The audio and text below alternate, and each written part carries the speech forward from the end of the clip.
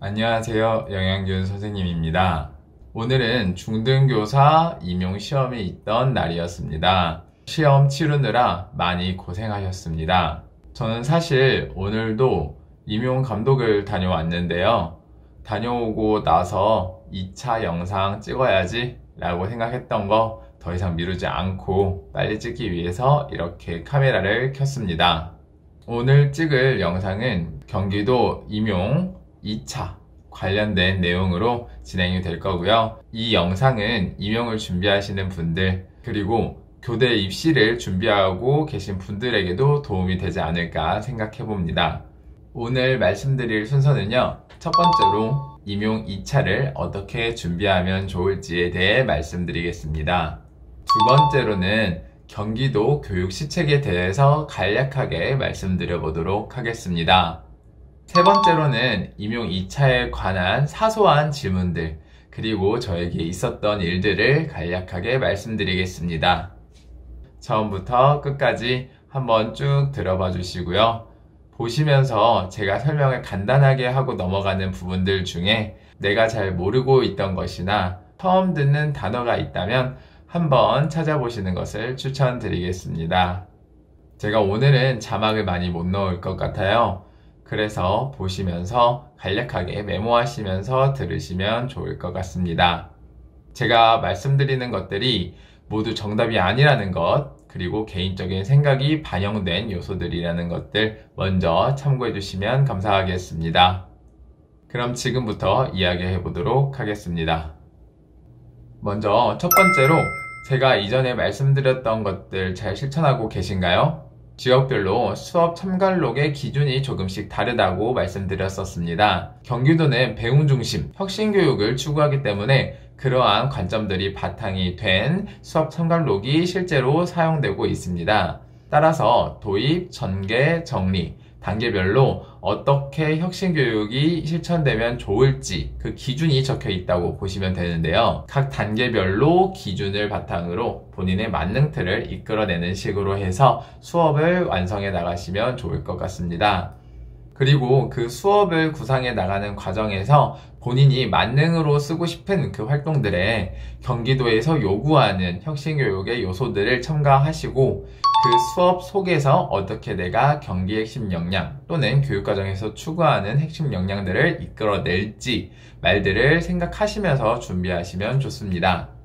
예를 들어서 저는 활동 3회 PMI 활동을 주로 넣으려고 했었습니다. PMI는 여러분이 아시다시피 창의력 요소를 많이 이끌어내는 활동으로 알려져 있는데요. 이 요소를 저는 활동 3회 정리 활동으로 넣으면서 플러스 나에게 도움이 되는 요소 마이너스 아쉬웠던 부분 특히 이 부분에서는 정의적인 요소를 더하기도 했던 것 같아요.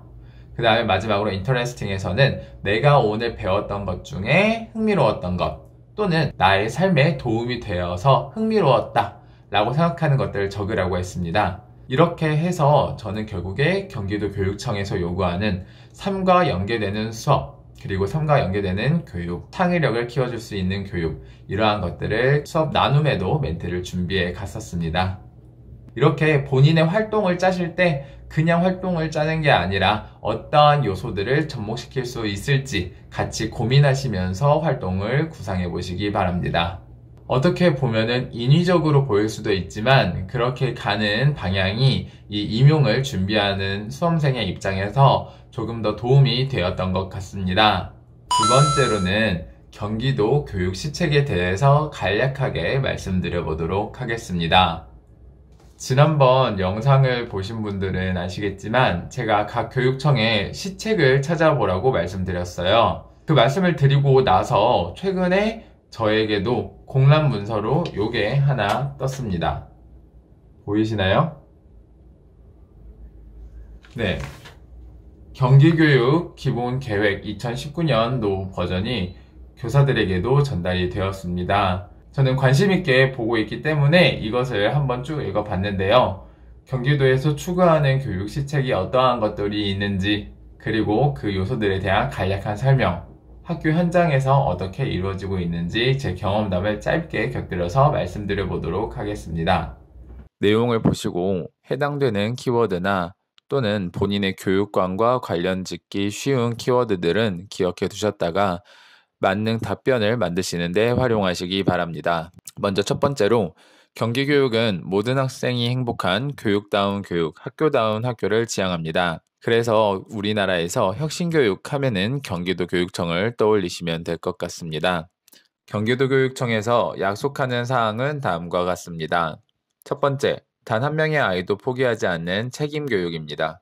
혁신 교육으로 행복한 학교를 만들겠다는 것, 마을교육 공동체로서 지역 사회와 같이 교육을 실천하겠다는 것, 그 아래에 있는 학부모의 참여를 확대하겠다는 것, 안전한 교육 여건을 마련하겠다는 것, 세월호 사건이 있던 이후로 경기도 교육청에서는 타 교육청보다 더더욱 안전교육에 힘쓰고 연구활동을 꾸준히 이루어 나가고 있습니다. 경기도 교육청에서는 총 4가지 핵심 키워드를 가지고 과제와 해결 방안들을 제시하였습니다. 총 4가지 키워드는 혁신, 자치, 안전, 지원입니다. 각 사항에 대한 세부 내용은 다음 슬라이드에서 말씀드리도록 하겠습니다. 첫 번째 정책, 행복한 배움입니다. 행복한 배움을 위해서 학생 중심 교육 과정을 실현하고자 합니다.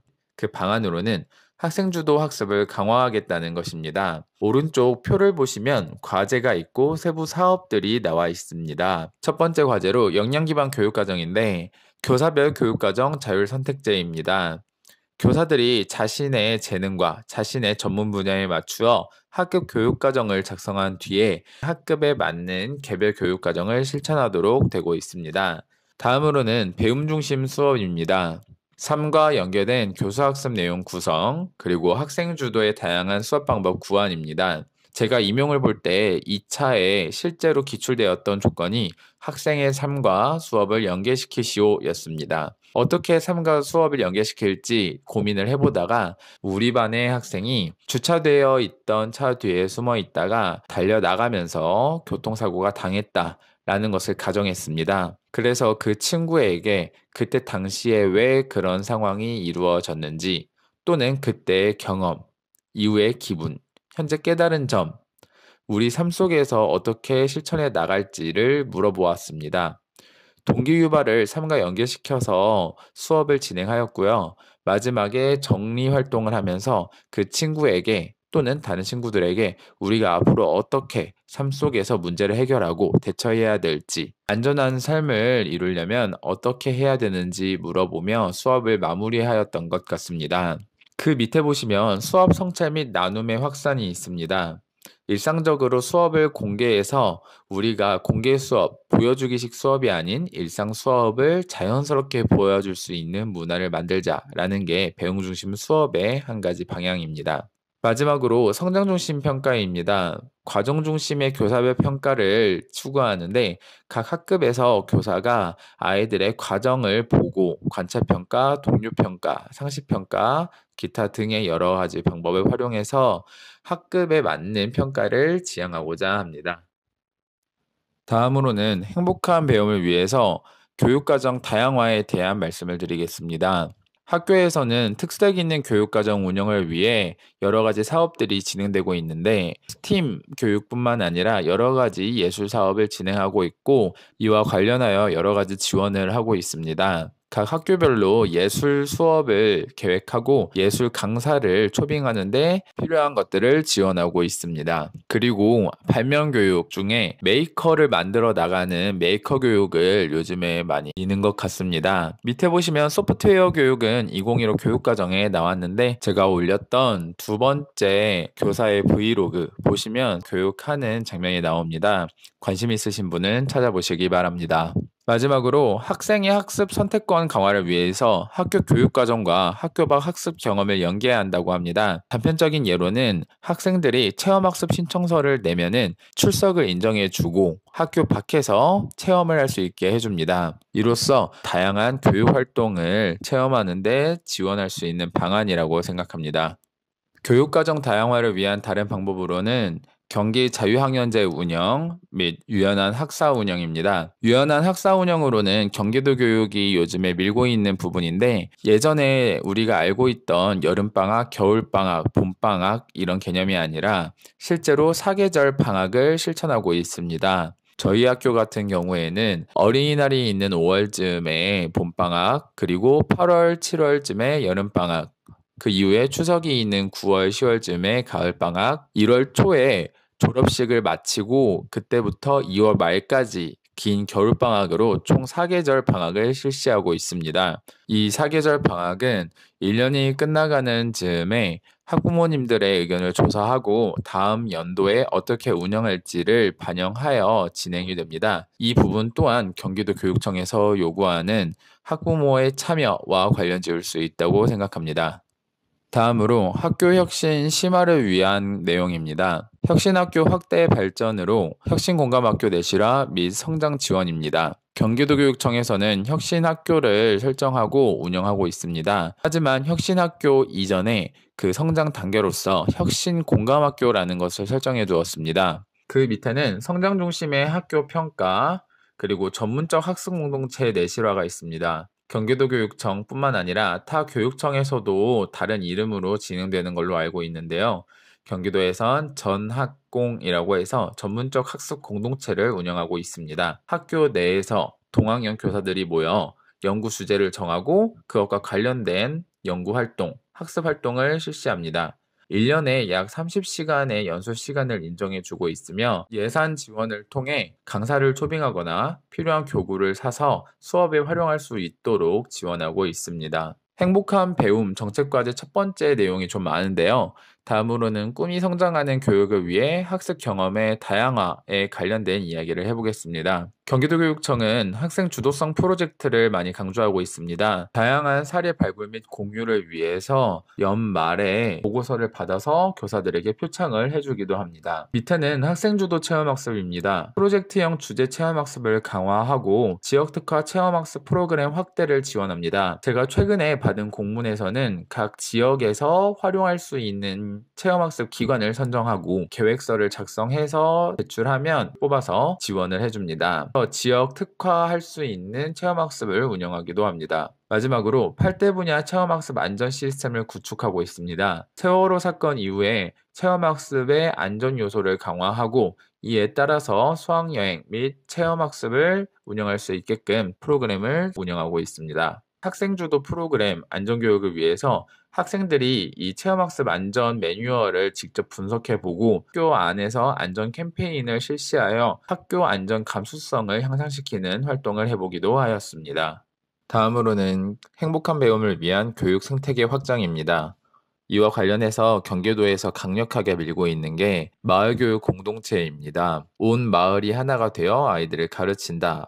그렇게 생각해 주시면 될 것 같은데요. 경기 꿈의 학교를 말씀드릴 수 있습니다. 지역에 있는 사회복지관 또는 기타 여러 시설에서 경기도 교육청에 지원 사업을 공모합니다. 주제를 통과를 받으면 예산을 지원받고 클래스 같은 걸 개설을 하면 학생들이 거기에 신청을 합니다. 학생들은 결국에 학교 후에 또는 주말이나 방학을 활용하여 지역사회 기관에서 자신이 관심 있는 분야의 다양한 교육 활동을 실천한다고 보시면 될 것 같습니다. 경기 꿈의 학교뿐만 아니라 경기 꿈의 대학까지도 이어지는 마을교육 공동체 활동입니다. 교육 생태계 확장 다음으로는 마을 연계 돌봄 및 방과 후 학교 운영 말씀드립니다. 전국적으로 방과 후 학교를 많이 확장시켜서 운영하고 있다는 것 알고 계시죠? 저도 직접 보진 못하고 전해 들은 건데 요즘에 학교 안에 시설을 다시 보수를 해서 사회와 마을 연계를 하여 돌봄 교실을 확대한다고 들었습니다. 돌봄 또한 학년을 넓힌다 또는 지역사회와 연결시킨다 다양한 방법들이 실현되고 있는 것 같습니다. 드디어 두 번째 정책입니다. 학교 민주주의인데요.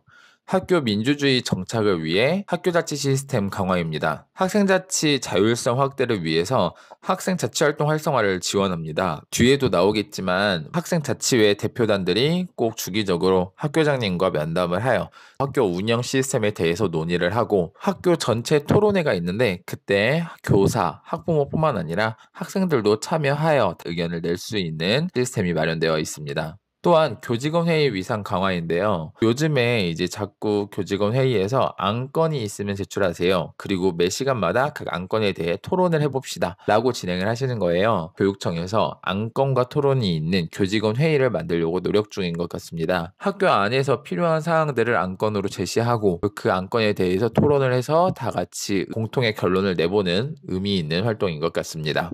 마지막으로 학부모 학교 참여 확대입니다. 학부모회 자치 내실화 및 네트워크 운영, 학부모 교육 및 소통 강화인데요. CPR 교육을 교사, 학생뿐만 아니라 학부모회에서 신청을 받아서 학부모님들 CPR 교육을 실시하기도 하였고요. 그 외의 활동으로는 학부모님들께서 몇 분이 수업에 들어오셔서 직접적으로 교육 활동에 도움을 주시기도 하셨습니다. 예를 들어 6학년 같은 경우에는 실과 수업 중에 천을 이용하여 주머니 만들기가 있는데 이 수업 차시 같은 경우에는 담임 혼자서 모든 학생들을 가르치기가 정말 어렵습니다.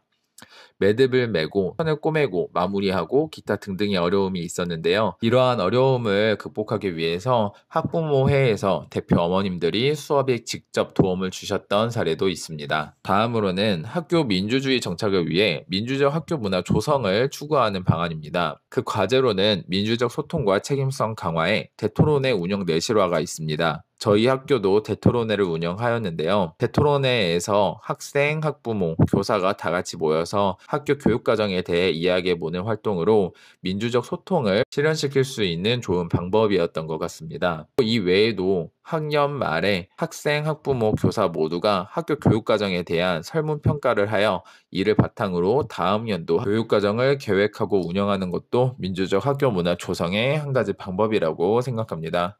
다음으로 실천 중심 시민교육을 위해 시민하는 교육 내실화, 실천하는 시민 육성입니다. 이와 관련하여는 시민교육 교육과정 운영, 평화통일교육, 세계시민교육, 학생 사회참여활동, 다문화 어울림 교육, 생태 생명 감수성 교육이 다양한 예시로 제시되어 있는데요. 이 부분에 대해서는 자세한 내용 직접 확인해 주시면 좋을 것 같습니다. 사례를 인지해 주시는 것만으로도 큰 도움이 되리라 생각합니다. 다음으로 정책 참여 및 소통 활성화를 위한 과제입니다. 이것도 사실 아까와 공통되는 부분인데요. 학생 대표의 참여를 보장한다. 그리고 학교 현안 관련 교육 3주째 대표 연석회의 운영한다. 이러한 것들 모두가 아까 말씀드렸던 것들 다 포함시킬 수 있을 것이라 생각됩니다. 자세한 내용은 한번 읽어봐 주시면 좋겠습니다. 다음으로 정책 세 번째, 안전한 학교 만들기입니다. 과제로는 기초학력 보장입니다. 기초학습 부진 학생 판별 검사를 학기 초에 하고요. 이에 따라서 추가적인 학습 지원이 이루어집니다. 예를 들어서 꾸꾸 사이트라는 곳이 있는데요. 각 학급에서 학습에 어려움이 겪는 아이들은 이 사이트를 적극 활용하여 기초학습을 보충할 수 있습니다. 다음 한글 해득 프로그램 운영입니다. 저학년 같은 경우에는 한글을 어려워하는 친구들이 남아있는데 이 친구들에게 1대1로 한글을 가르쳐 주시는 보조 선생님을 연계시켜 주어 한글 해득을 하는데 도움을 주고 있습니다. 이 외에도 학생 맞춤형 기초 학력 향상 프로그램 운영이 실시되고 있고요. 다음 학업 중단 숙려제에 대해 말씀드리겠습니다. 학업 중단을 고민하는 학생들, 자퇴를 준비하는 학생들에게 최소 1주에서 최대 7주까지 숙려의 기회를 제공하는 것입니다. 담임, 상담교사 등의 관찰을 통해 학업 중단 징후가 있다고 판단되는 아이들을 대상으로 학생 보호자의 선택으로 여러 상담이나 기타 프로그램들이 이루어집니다. 이를 통해서 학생들은 학업을 멈추기 전에 스스로 학업 중단에 대해서 다시 한번 생각해 보며 교육 활동에 참여하는 것을 뜻합니다. 안전한 학교를 위해서 건강한 교육 환경 조성입니다. 학교 안전 내실화에 관련된 이야기를 해보겠습니다. 과제로는 안전교육 생활화인데요. 경기도 안전교육과정을 지속적으로 수정하고 보완하고 있습니다. 작년 및 올해도 실시되고 있고요. 저도 이 안전교육연구단에 소속되어서 여러한 활동을 진행 중에 있습니다. 활동이 마무리되면 매년 말에 워크숍을 진행하고 각종 교육용 자료를 경기도 내에 배포하고 있습니다. 밑에 미세먼지 대응 및 공기정화 장치 설치인데요. 제 이전 영상을 보신 분은 알겠지만 경기도 교육청 예산 또는 기타 후원을 받아서 각 교실에 공기정화 장치를 설치하고 있습니다. 또한 보건 선생님께서 적극적으로 미세먼지 대응 안내 및 홍보, 교육 활동을 해주시고 계십니다. 재난대응 교사 역량 강화 연수 지원입니다. 얼마 전에 저도 공문을 받았었는데요. 재난대응에 관련된 교사 연수를 실질적으로 운영하고 있고 숙박형으로 각 지역에서 모여서 실질적인 체험 중심의 안전교육 연수를 실시하고 있습니다. 밑에 체험 중심 재난안전교육입니다. 안전교육에 관심이 있으신 분들은 아시겠지만 안전교육은 행동주의에 입각하여 안전한 습관을 실천으로 반복하여 습관화하는 것이 가장 큰 목표입니다. 따라서 안전 4H, Head, Hand, Heart, Habit 해서 머리, 손, 그 다음에 심동적인 영역까지 해서 Habit, 습관화하자 라는 그런 메커니즘을 가지고 있고요. 안전 관련 질문이 나온다면 이러한 내용을 언급해 주시면 정말 좋을 것으로 예상됩니다. 안전한 학교 위기 대응 시스템 구축입니다. 이에 대한 과제로 위 프로젝트 운영 및 전문 상담교사, 전문 상담사 운영입니다. 전문 상담사 선생님들을 요새 많이 뽑는다고 이야기를 들었는데요. 학교급을 불문하고 요즘 다양한 학생들이 가해나 학교폭력 문제 등을 겪고 있습니다. 교사의 전문성 신장 및 전문 상담사 배치 등이 필요한 실정이고요. 교육청 또한 열심히 노력하고 있는 것 같습니다. 학교폭력 갈등 조정 자문단 운영 및 어울림 프로그램이라고 나와 있는데요. 학교폭력 문제를 해결하는 그 위원회를 학교에 두는 게 아니라 교육청에 설치하고 전문 인력을 투입하여 전문적으로 문제를 해결하겠다. 내년부터 실시하겠다라는 공문이 내려왔습니다. 청에 배치된 전문 인력을 전문적으로 활용하여 우리가 문제를 해결할 수 있을 것 같습니다. 그리고 어울림 프로그램은 제가 선생님도 상 받나요? 그 영상에 올렸었는데 학생들이 서로 학교 폭력을 예방하고 학교 평화를 찾는 그런 활동들을 많이 제시하고 있는 곳입니다. 저도 거기에서 그 예쁘게 부탁하기 프로그램을 받아서 실시를 했었고요. 학생들이 서로에게 예쁘게 부탁하고 서로 배려하며 부탁하고 또한 배려하며 거절하기 등의 활동을 실시하는 그런 교육 자료를 받아서 활용했었습니다.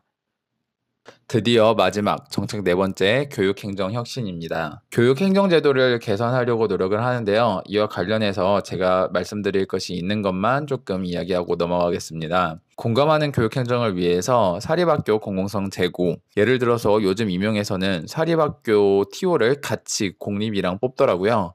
제가 처음 볼 때는 그런 게 없었는데 요즘에 그런 게 생긴 걸 보고 저도 많이 놀랐습니다. 그 다음에 함께하는 청년편지입니다. 교육청뿐만 아니라 정보기관에서 청렴을 강조하죠. 매달 함께하는 청년편지를 교직원들에게 메일로 발송하고 있고요. 저도 이거를 종종 읽어보는데 교육청에서 신경을 많이 쓰고 있구나 하는 게 느껴졌습니다. 청렴한 공무사회를 만들기 위한 교육청의 노력을 확인해 주시면 좋을 것 같습니다. 이뿐만 아니라 미디어 방송, 청소년 방송 활성화를 이야기하고 있습니다. 경기도교육청 자체 유튜브도 있는 걸로 알고 있고요. 이 외에 다양한 선생님들에게 유튜브나 미디어 방송을 통해서 다양한 교육적 효과를 창출해낼 수 있도록 생각하는 게 참 좋은 점인 것 같습니다. 마지막으로 맞춤형 교육 지원에 관련하여 말씀드립니다. 학교 공간의 교육적 재구성인데요. 이거 저도 현장에 나와서 많이 들었는데 이건 사실 교사들보다는 관리자분들 또는 행정실장님, 행정실 분들에게 많이 연수가 있는 것 같습니다. 학교 공간을 어떻게 재구성할 것인가에 대해서 요즘에 많이 연구가 실천되고 있다고 하는데요. 유유시설을 활용하자고 합니다. 예를 들어서 저에게 왔던 안전 관련 공문 중에서는 각 학교에 남아있는 유휴교실 약 3군데 정도를 터서 안전체험관을 만드는 사업을 모집을 하였습니다. 제가 알기로는 약 3억가량의 예산을 지원해주고 유휴교실을 활용하자는 그러한 목적인 것 같습니다. 그런 안전체험관이 학교 안에 만들어진다면 1, 2학년군 안전한 생활을 운영하는 데 있어서 재난대응 훈련 또는 안전교육을 하는데 수시로 체험 중심의 수업을 할 수 있다는데 큰 메리트가 있을 것 같습니다. 그 외에도 제가 들은 걸로는 학생들 사물함을 교실 뒤편에 두는 게 아니라 교실 앞편, 칠판 밑쪽에 두어서 다양한 공간 확보를 한다. 이러한 이야기도 들은 것 같습니다. 학생이 디자인하기, 학생 중심 상상 학교 모델 개발 추진, 이러한 내용들이 기록되어 있었습니다. 지금까지 간략하게 핵심만 말씀드리려고 했는데 내용이 많이 길어졌던 것 같습니다. 관련 내용을 살펴보시고 본인의 교육관과 연관지어 활용할 수 있는 요소들을 한번 뽑아보세요. 그리고 그 요소들을 수업 만능 틀에 넣거나 수업 나눔에 넣거나 집단 토의에 개별 면접 등에 녹여서 활용하시면 정말 좋은 답변이 되리라 생각합니다. 이번 영상은 사실 임용을 준비하시는 예비 선생님들 뿐만 아니라 조금 더 심층적으로 공부하고자 하는 교대 준비생들에게도 조금은 도움이 되지 않을까 생각을 해봅니다. 세 번째로 임용 2차에 관련된 소소한 질문들과 저의 경험담을 간략히 말씀드려 보겠습니다. 많은 분들이 수업을 준비하시면서 고민이 드는 게 있을 거예요. 예를 들어서 저 같은 경우에는 모둠을 만들 때 모둠 챈트를 꼭 해야 되는가에 대해서 정말 고민을 많이 했었습니다. 그런데 이거에 대한 답은 사실 그 누구도 알고 있지 않다고 생각해요. 평가관분들이 그것에 대해 구체적으로 언급했다는 그런 정보도 들은 적이 없고요. 그래서 제가 내린 결론은 이게 교육적으로 도움이 된다면 하고 안 되면 하지 말자. 그런데 그게 또 억지로 넣지는 말자. 그리고 내가 없다고 불안하다면 그냥 하나 만들자 라고 생각했습니다.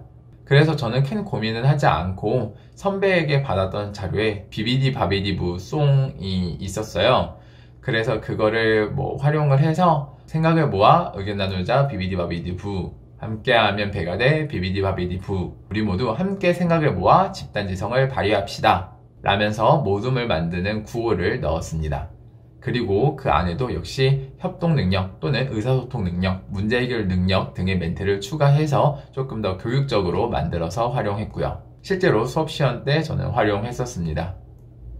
교사가 평가를 지속적으로 하고 있는지 어떻게 티를 낼 수 있을까요? 라고 질문을 많이 하세요. 저는 이렇게 보여드렸습니다. 지금 선생님이 여러분들에게 도움을 주러 돌아다니도록 하겠습니다. 도움이 필요한 친구는 언제든지 손을 들고 선생님한테 말을 해주세요. 그리고 선생님은 돌아다니면서 여러분들이 잘하고 있는지, 여러분들이 이 수업을 통해서 얼마나 성장하고 있는지 선생님이 체크를 하면서 평가해 보도록 하겠습니다. 하고 수업 순회 지도를 할 때 체크리스트 판을 들고 다니는 신용을 하면서 말을 하고 체크하고 또는 칭찬을 한번 해주고 그거를 적는 척을 하고 이런 식으로 제가 지속적인 과정 중심 교사의 관찰 평가를 실시하고 있다고 보여드렸었습니다. 임용을 준비할 때 옷은 어떻게 입어야 하나요? 라고 많이 궁금해 하시잖아요. 사실 이것도 답은 없지만 그냥 깔끔하게만 입으면 될 것 같아요. 저는 그때 당시에 살도 찌고 외적으로 관리도 잘 못하는 상태였는데 옷도 없었던 것 같아요. 그냥 시내 나가서 10,000원, 15,000원짜리 셔츠를 열심히 찾아서 구매했고 그 셔츠에 기본 남색 가디건, 면바지, 운동화 신고 임용을 받던 것 같습니다. 하지만 그 누구도 그거에 대해서 신기하게 보지 않았고 또 그걸로 감점받았다고 생각하지도 않습니다.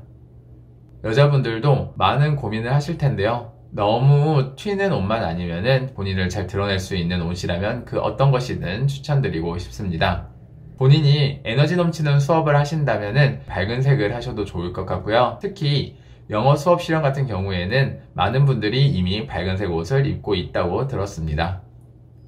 수업 시간 관리하는 팁 좀 알려주세요 라고 하셨는데 저 같은 경우에는 애초에 임용 면접을 준비할 때 손목 시계를 활용을 했습니다. 수업 실현 시간이 15분이라면은 저는 항상 11시 45분에 시계를 맞춰놔요. 그리고 수업을 실현하기 전에 안녕하십니까 관리번호 1번입니다 하기 전에 이미 손목시계에 버튼을 꾹 눌러서 그때부터 돌아가도록 설정을 해놓고 수업을 실현했습니다. 그리고 대놓고 시계를 이렇게 보는 게 아니라 순회 지도를 할 때 아니면 평가관들에게 잠깐 등을 보이는 타이밍에 슬쩍슬쩍 손목시계를 보면서 시간이 얼마나 남았는지 확인을 하였습니다. 다음으로 집단 토의에서 어떤 역할을 맡으면 좋을까요? 라고도 많이 여쭤봐 주셨어요. 제가 집단 토의가 첫 번째로 시행되었던 해였는데 그때 당시 기출문제가 교사의 입장, 학생의 입장, 학부모 또는 지역사회의 입장을 나누어서 해결 방안을 생각해보는 거였습니다. 그래서 먼저 학생에 대해서 이야기를 하고 교사에 대해서 이야기를 하고 그 다음에 지역사회나 학부모님들에 대해서 이야기를 나누는 그런 과정으로 이야기가 진행되었는데요. 그때 저는 부족한 역할을 도맡자 라고 생각을 했었습니다. 토론이 아니라 토의이기 때문에 같이 좋은 의견을 도출해 나가는 과정을 보여줘야 된다고 생각을 했기 때문인데요. 의견이 강하신 분이 있어서 다양한 아이디어를 주도적으로 이끌어 나가신다면 저는 그것에 보충하는 설명 또는 그것에 대해서 진행해 나가는 입장으로 토론을 진행하였습니다. 적절한 타이밍이 되면 그렇다면 그런 방안들을 활용해서 어떻게 지역사회와 연계할 수 있을까요? 다양한 의견 있으시면 제시 부탁드립니다. 제가 먼저 한 가지 의견을 내보자면 이러이러합니다. 기타 등등의 방법으로 다음 주제로 넘어가는 사회자 역할도 진행을 했던 것 같습니다. 사실 그때 저와 같이 하셨던 분들이 의견을 잘 내지 않으셨어요. 그래서 진행도 안 되고 의견도 없어서 제가 두 가지의 역할을 동시에 다 하다 보니까 내가 욕심을 부리는 건 아닌가? 내가 너무 이기적이어 보이진 않을까? 또는 내가 너무 이 토의에서 튀는 게 아닐까? 라고 걱정을 하기도 했는데요. 상황에 맞추어서 본인이 최선을 다한다면은, 그리고 그것으로 인해 토의가 긍정적으로 진행되었다면 그것은 큰 문제가 되지 않는 것 같습니다. 왜냐면 제가 40점 만점이었기 때문에 지금에서야 그렇게 생각할 수 있는 것 같습니다. 마지막으로 임용 2차에 관련해서 있었던 일을 간략하게 말씀드릴게요. 저는 군대를 다녀오면서 학교에 돌아가기 전에 조금 교육적인 감각을 살려보고 싶었어요. 그래서 임용 관련된 카페에서 저도 이러한 입장인데 수업을 같이 한번 해보실 분들을 찾습니다. 제가 보고 도움드릴 수 있는 부분은 도움드리겠습니다. 이렇게 해서 몇 팀을 꾸려서 이야기를 나누었어요. 그래서 제가 그때 여러 아이디어, 문제를 주고 수업을 한번 해주세요 라고 부탁을 드렸었고, 제가 그 수업을 보고 나서 조언을 드리는 등의 도움을 드렸었습니다. 그때 당시에 제가 토의가 나올 것 같고 또 경기도교육청에서 많이 중요시 하니까 꼭 수업에 토의를 넣어보세요 라고 다양한 스터디분들께 조건을 제시하였었는데, 그게 그 연도에 토의가 기출로 나왔다고 하더라고요. 그래서 되게 기뻤고, 저와 아예 모르시는 분들인데 추후에 카톡으로 연락 주셔서 감사하다고, 선생님 잘하고 있다고 연락을 해주셔서 되게 좋은 기억으로 남아 있습니다. 그리고 저 개인적인 경험으로는 첫째 날이었던 것 같아요. 제 기억에는 집단 토의가 있었고 그 이후에 개별 면접이 있었던 것 같아요. 둘째 날에 아침에 시험을 치려고 학교에 갔었습니다. 그리고 엘리베이터를 타고 올라가려고 하는데 그 꽉 찬 엘리베이터 안에서 어떤 어르신 분께서 저한테 16번이죠? 라고 물으시는 거예요. 그래서 제가 네? 무슨 16번이요? 라고 다시 반문을 하였었습니다. 그러자 그분께서 어제 관리번호 16번 아니셨어요? 여쭤보시길래 생각해보니 네 맞아요. 어떻게 아세요? 라고 했습니다. 그러자 그분께서 웃으시면서 어제 집단 토의랑 개별 면접 평가하던 평가관이에요. 근데 어제 되게 잘하셔서 제가 기억에 남았던 것 같아요. 관리번호 16번님 오늘도 힘내시고 잘하세요 하면서 인사를 해주고 가시더라고요. 그걸로 더 자신감이 생겼던 것 같고요. 그 결과도 좋게 나와서 몇이었죠? 99.34? 뭐 그런 점수를 받았었습니다. 그렇게 기억해 주시는 것만으로도 되게 기뻤습니다. 그만큼 제가 열심히 했고 열심히 했던 노력들이 전달되었다고 느껴졌기 때문입니다. 임용 2차까지 이제 한 달하고 조금 더 남았는데요. 많은 분들 끝까지 화이팅 하시고요. 좋은 선생님 되셔서 현장에서 뵙도록 하겠습니다. 오늘도 이것으로 마무리해 보겠습니다. 모두 화이팅입니다.